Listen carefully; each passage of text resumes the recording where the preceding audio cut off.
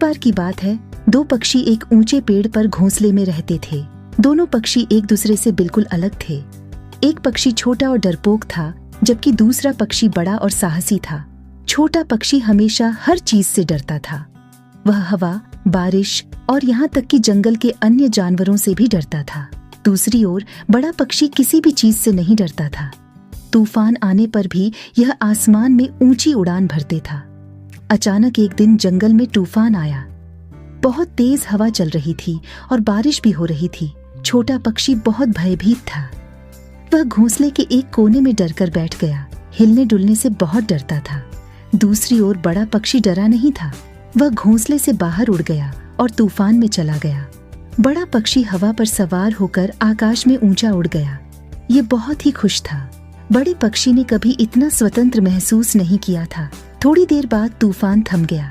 बड़ा पक्षी वापस घोंसले में लौट कर आया और छोटे पक्षी को अपने साहसिक कार्य के बारे में बताया।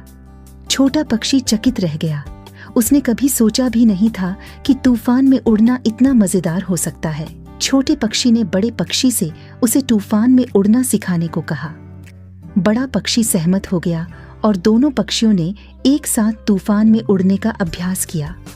आखिरकार छोटी चिड़िया के अंदर जो डर था वो साहस में बदल गया। तूफान आने पर भी यह आसमान में ऊंची उड़ान भर सकता था।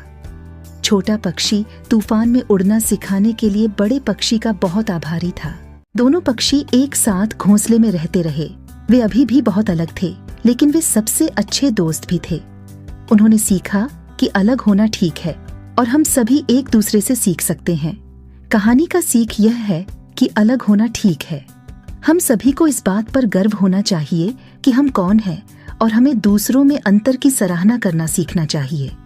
हम सभी एक दूसरे से सीख सकते हैं और हम सभी दोस्त बन सकते हैं, भले ही हम अलग अलग हों।